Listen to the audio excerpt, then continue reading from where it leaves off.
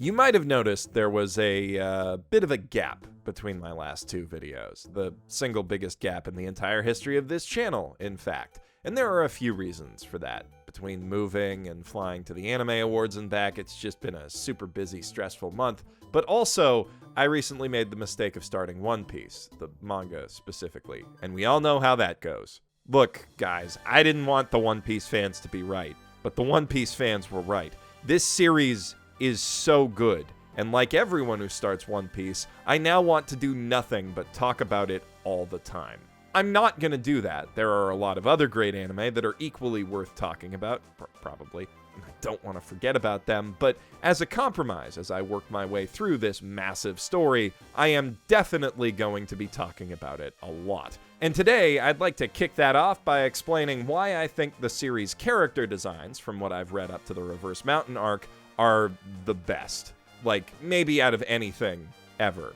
Tiny asterisk. Specifically, I'm going to talk about the 5 Straw Hats I've met so far and their initial appearances before they enter the Grand Line, as well as a few of the early major villains. Because while I could also analyze the designs of all of the unique villagers, pirates, and other supporting characters who've appeared in what I've read so far, if I did that, we'd literally be here forever. And not even the One Piece fans want that. I mean, they've got more One Piece to read and watch. I want this video, and the others I'm no doubt gonna make, to serve as a showcase of just some of the reasons this series is so critically acclaimed, of the insane depth present behind seemingly everything that Eichiro Oda does, but also, it's a warning.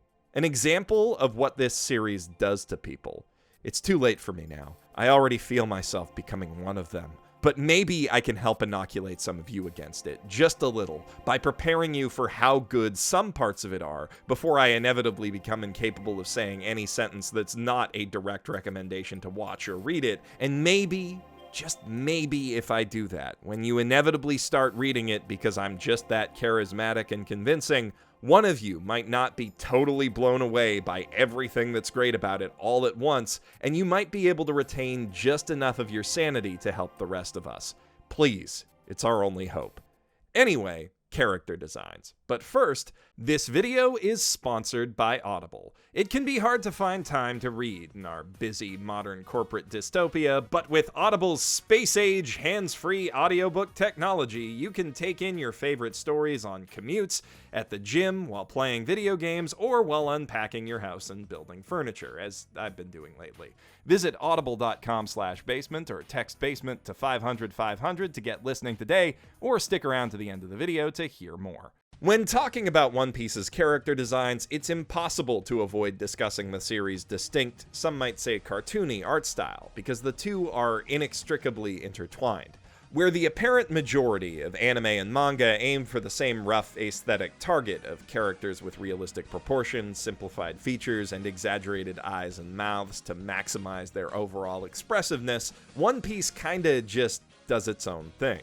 Its characters are goofy looking, with an incredibly wide range of caricatured facial features and exaggerated, often downright strange body types. Plus the one that almost all of the women have, that's the asterisk. This is still very much a shonen manga. That said, One Piece is also still very much a shonen manga. So while its characters wouldn't look out of place in Toontown, the series still strives for a kind of anime realism.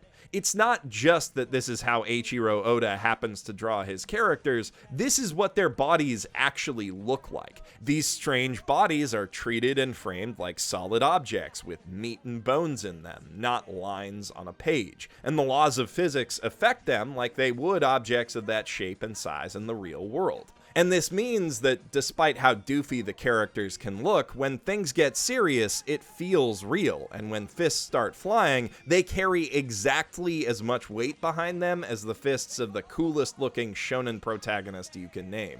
Often much more so, actually. Monkey Dee Luffy has a mean left hook. There's also just something about the simple, appealing, larger-than-life look of this world and these characters that makes it that much more impactful when the series tugs on your heartstrings or sails into darker waters. The world these cartoon characters inhabit is kinda horrific when you think about it. The government sucks. You can't go swimming because monsters will eat you. There are fishmen supremacists who can turn whole buildings over with their bare hands, colonizing human islands and killing and enslaving people. And also, oh yeah, I almost forgot, there's fucking pirates everywhere! Pirates are terrifying! The realism with which this series treats its fantastical, escapist setting extends to how it handles its characters. The pirates we meet in One Piece, especially the Straw Hat crew, are complex, authentic human beings with complicated pasts and reasons for being the way they are that are reflected in how they carry themselves, how they dress, and what they choose to carry with them. They're also living action figures, like the really cool kind with the kung fu grip and other gimmicks. Every major character in One Piece has a different cool power or unique fighting style, an iconic action that only they perform. And their whole bodies are designed to accentuate that action for maximum impact, make it look as cool as possible while they do it, while also reflecting the kind of person they are, their history, and what matters to them most.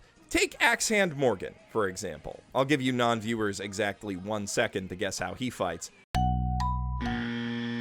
Dude wouldn't look out of place in a G.I. Joe lineup. Shit, I can practically see the little flimsy plastic lever sticking out of his back that makes the axe swing. You are a toy! Axe-Hand Morgan is an action figure right down to his action figure name.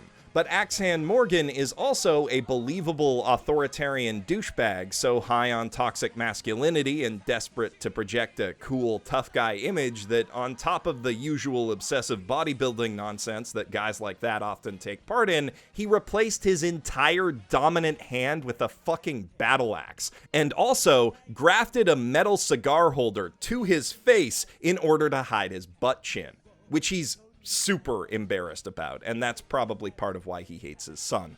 Also, he keeps his hair buzzed short because it naturally grows out all silky and long, something Helmeppo also inherited. Dude's got some serious self-image issues, and none of that is explicitly stated in the text, it's all conveyed through how he chooses to look and how he acts. And he's just a minor villain, so you can imagine how well designed and characterized the recurring ones must be. Vanity is a running theme in the Straw Hats Rogues Gallery, or at least it seems to be among the villains of East Blue. And that makes a lot of sense given how these characters are written.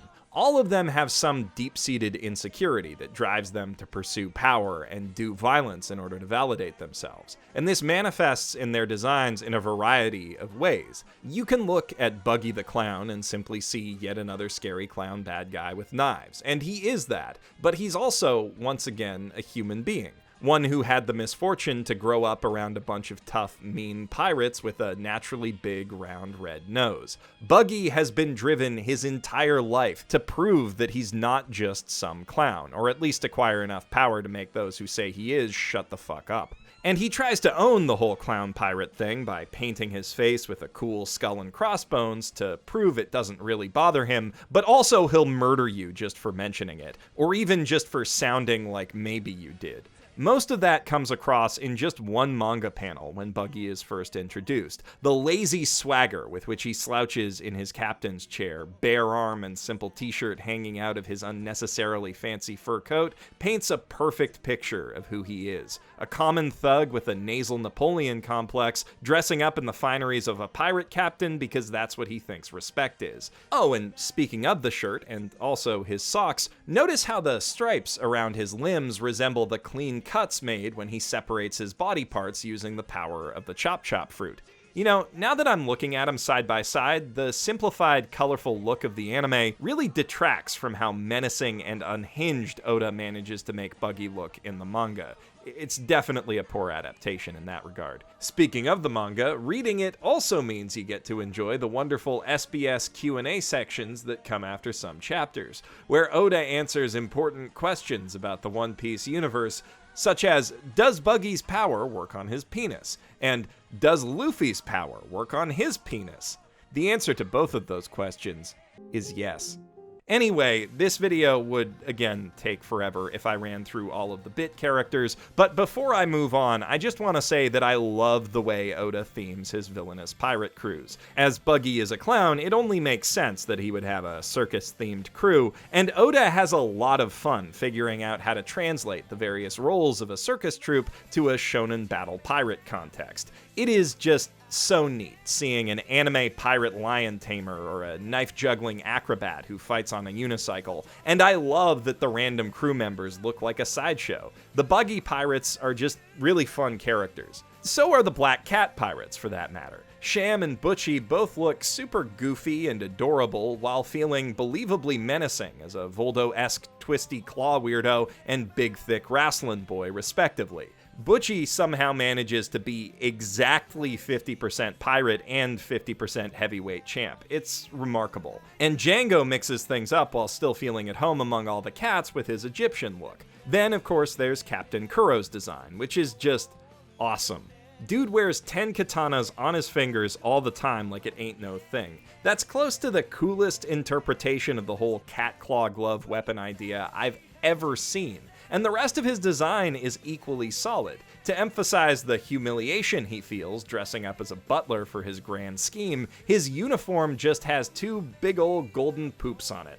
I love Eichiro Oda so much sometimes. And we can tell that Kuro is always looking down his nose at people because that's literally the only way he can see through his flimsy, slippery glasses half the time. On that note, you gotta love how he pushes those spectacles up with his palms to avoid decapitating himself. I know Oda literally mentions it in the story, but it's clever enough that he deserves to flex a little on that design detail. The fact that Kuro won't change those glasses and goes out of his way to smash the nicer ones Kaya got for him shows how stubborn and arrogant he is at his core. Kuro is convinced that he knows better than everyone all the time, even when he's obviously wrong. He cares more about proving that he's right and he's got the best, smartest plans than actually getting what he wants or what would be best for him. And between the glasses and the poop, Oda does a wonderful job of capturing what a dipshit he is, while also showing us how great he thinks he is. Now, it's fun talking about villains, and One Piece has a lot of very fun ones, but the series would be nothing without its heroes, who are both appealing and empathetic characters, and friggin' badass cartoon super freaks who do awesome stuff all the time. Stuff that is facilitated by their excellent designs. Luffy's clothing choices scream pirate, or possibly castaway or cabin boy. Either way, they're definitely nautical and also definitely cheap. They're not fancy because he's never really cared about how he looks beyond like a pirate, but they are loose, comfortable, breathable, and easy to fight in. Luffy's shorts have rather wide cuffs and a fluffy lining, which accentuates how straight and noodly his legs are and allows them to stretch easily without any of the horrible chafing he'd presumably have to deal with in something more grippy. The open sleeves and neck on his vest serve much the same purpose. You can tell at a glance that Luffy is a brawler with long reach, and given how lanky, rounded, and elastic he already looks, as soon as you see him stretch, it just makes sense that he'd be able to do that. And it also immediately makes sense that he hits as hard as he does. Luffy's limbs are noodly, but they're thick udon noodles with a lot of muscle definition when you look at them up close. He looks elastic, but sturdy. His design also tells us exactly what kind of person he is. Those loose, comfy clothes indicate how much he values freedom. The scar under his right eye shows how tough and fearless he is in a fight, but everything else about his appearance is goofy and friendly, just like him. His big hands, rounded head, wide grin, and messy hair all give off a distinctly simian vibe, true to his name, and his straw hat kinda completes the monkey look, evoking both a pirate hat and saucer-like cartoon chimp ears. It defines him visually, just as his relationship with Shanks, which it symbolizes, defines his character. Of course, part of what makes Luffy's design so brilliant is the way that it changes as he does over the course of the story, as do all of the other important characters, but I'm not there yet again, so yeah. Monkey D. Luffy is a dumb kid who never realized that the grand tales about noble, adventurous pirates doing incredible things that he heard in his youth were mostly exaggerations and lies spilling from the drunken mouths of sailors who rob other sailors for a living. So he decided to become the kind of hero those guys made up and told him about, and because he was too dumb to ever stop, and also basically invincible, eventually he did that. He looks like a kid's idea of a friendly, brave pirate because that's exactly what he is, at least when the story begins. Moving on to the other Straw Hats, Roronoa Zoro is probably the most conventionally anime-looking character in this entire series, which is super appropriate because as a wandering samurai with a strong code of honor and an unbending will to one day become the best like no one ever was, all because of a promise he made to his childhood nakama who died literally the next day, Zoro is the most anime guy on this entire friggin' waterworld. Zorro is a simple dude who prizes comfort over looks, but he does have a better fashion sense than Luffy, at least. His garb is appropriate for seafaring, though not as explicitly piratey as that of his captain, but he wears his samurai heart on his sleeve, or rather around his waist, through his haramaki at all times. Also the 3 huge fuck-off swords that are hanging from it, which immediately tell you that this is not a dude to be messed with, and make you feel curious about his gimmick even before he takes on his iconic Santoryu-style fighting stance. His facial features are likewise pretty anime-looking, and amid all these tunes, they immediately make him look like a fighter. Oda also draws him with a notably strong jaw, which, of course he would have. Zorro, at least when we first meet him, is a single-minded character who has devoted his entire life to the blade, so of course his blades are the defining feature of his design. That design changes quickly, though, as he collects scars from powerful foes, permanent reminders carved into his flesh of the hurdles he must overcome to become the world's greatest swordsman, but also of the brave things that he's done and the sacrifices he's made to protect his friends.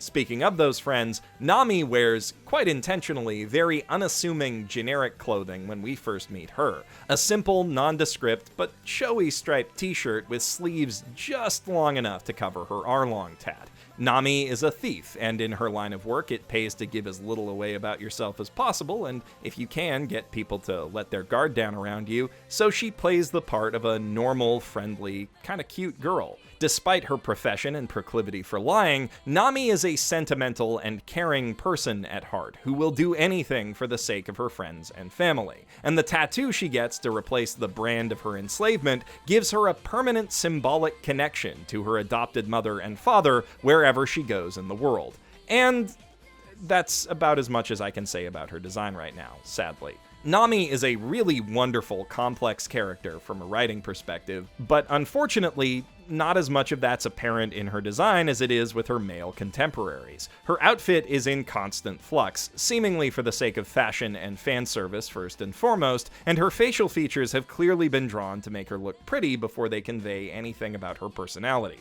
Also, due to the same face and body syndrome, she really looks like she's related to Belle-Mère and Nojiko, when it's a very important part of her backstory that she's not, and that's just not great character design, which is extra disappointing because I know for a fact that Oda is more than capable of making adopted siblings look like family without looking related.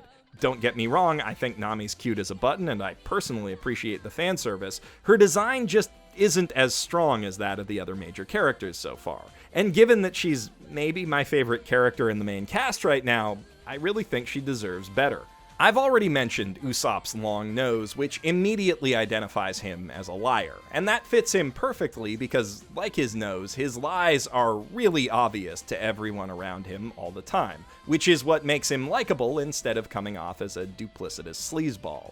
Speaking of stereotyping, maybe I'm just saying this because Usopp's baggy utility overalls remind me of Dennis the Menace, but between those, the lack of a shirt under them, the sniper goggles, and the bandana, doesn't he just look like a guy who'd have and use a slingshot? I distinctly remember watching early episodes of this show when I was much younger and thinking as soon as I saw him, now that's a dude who uses elastic things to cause problems. The fact that Usopp's clothes don't really fit him right hints at his immaturity, while also highlighting how scrawny he is. If this guy's gonna fight all those big scary pirates, it only makes sense that he'd do it at a distance. At the same time, the fact that he is wearing practical work clothes with his hair tied back tell us that he can be a hard worker when he puts his mind to it, and the duffel bag stuffed to bursting hanging at his waist indicates that he's resourceful and likes to stay prepared for any situation. That bag of tricks is integral to his fighting style. He uses his slingshot to deliver a lot of different creative payloads, not just rocks. It also, through its bulk, further accentuates just how skinny he really is. And that skinny, lanky, angular frame just happens to look really cool when he drops into a wide stance and pulls back his signature weapon. If Luffy is designed to stretch, then Usopp is clearly designed to stretch things. That weapon is also Usopp's lone connection, in his design at least, to his famous marksman father, which makes sense because as proud as Usopp is of his dad, he never really had a chance to get to know him. And most of what he knows about him is that he was a great marksman. So Usopp tried to emulate that at a young age using kid-friendly tools instead of pistols, and ended up becoming a master slingshot user as a result. Now Sanji, the last Straw Hat pirate we meet in East Blue, is his own signature weapon, and I just love the simplicity with which his fighting style is conveyed through his design. Sanji's entire lower half is basically featureless, just two long, black, conspicuously straight pant legs capping off in a pair of solid, polished shoes. As soon as you look down from his torso, your eye is immediately drawn to his feet, and the abnormal length of his legs suggests that he can probably swing them pretty hard when need be. And yep, boy howdy can he ever swing those feet, with skill and power that he clearly picked up from his own adopted father figure, Red Shoes Zeph. Most of Sanji's initial design is influenced by his relationship with Zeph, and his contradictory desire to both uphold the old chef's legacy and stick it to the shitty old geezer at every opportunity. Sanji dresses up like a polite, respectable waiter, putting on a nice face for the customers of Zeph's restaurant up until they piss him off, and trying to look as spiffy as he can should a lady happen to walk in while he's on shift. But no matter how carefully he coiffs his hair and presses his pants, that extremely chaotic spiral eyebrow is always there, peeking through. And because he's got a short temper that he needs to actively keep in check, and he isn't actually as professional as he makes himself out to be, he's basically always got a lit cigarette in his mouth, especially when he's working. The way Sanji keeps his hair swept to one side of his face while leaving that cigarette just sorta dangling out the other makes him look very asymmetrical and therefore off balance, which shows how flimsy his calm and cool persona really is. Having grown up surrounded by rough and tumble pirate cooks and lived through starvation and other hardships at a young age, Sanji's the most mature and experienced member of the Straw Hat crew when he first joins up. And he shows that by being the only male crew member with facial hair at the beginning of the story. He is still young though, that beard is still quite thin, and while it gives him an air of maturity, that scruffy goatee also perfectly suits his horny-on-main teenage idiot side. With each chapter I read, it continually amazes me how much thought has gone into practically every character in One Piece. Eichiro Oda really utilizes every element of the manga form to tell as much story as he can, as efficiently and artistically as possible. And the really amazing thing is that he's been doing this since the series began. You have no idea how excited I am to see how his character design and storytelling abilities have evolved in the almost 2 full decades since he wrote the parts I'm reading now. For all you One Piece fans who are already caught up, I hope this video has been a fun look back at how things used to be. And for the curious potential fans who aren't here yet, I hope I've made it clear just how cavernous this rabbit hole already is, only 100 chapters into almost 1,000. Stay away from One Piece, is what I'm saying. Because if you let it, it can and will consume all of your brain. Of course, One Piece is inevitable. Even I couldn't hold it off forever. But still, for the rest of our sakes, I hope that you holdouts keep fighting the good fight of not reading this really good story that everyone should read as long as you can. If you're looking for some other good stories to help keep your mind off it for a while, today's sponsor, Audible, has you more than covered. With their massive library of thousands upon thousands of audiobooks, they've got enough to keep you busy for 3 centuries straight. Every month, Audible members get 1 credit to pick any title in their catalog, plus 2 Audible originals from a monthly selection, along with access to daily news digests and guided meditation programs. That's a lot to choose from, so to help you narrow it down, I'm going to recommend you listen to the Discworld series. Like, all 40 books of it. Terry Pratchett is perhaps my favorite author ever, and if you enjoy high fantasy at all, every one of his razor-sharp parodies will have you rolling on the floor, often while contemplating fascinating philosophical and metaphysical ideas. The entire series is excellent from start to finish, but if you'd like some suggestions as to where to start, I'd recommend beginning with either Mort, the first book in the Death series, or Guards, the start of the Sam Vine saga. Really, though, you can't go wrong with any of these audiobooks. Head to audible.com/basement or text basement to 500-500 to start your adventures on the Discworld today. Or you could read some other books too, I guess. Before you go, let me know in the comments below, preferably without spoiling things too bad, who your favorite One Piece characters are and why. And also what fights from the anime you think would make for good animes, because I'm reading the manga and I'm not really getting exposed to that stuff.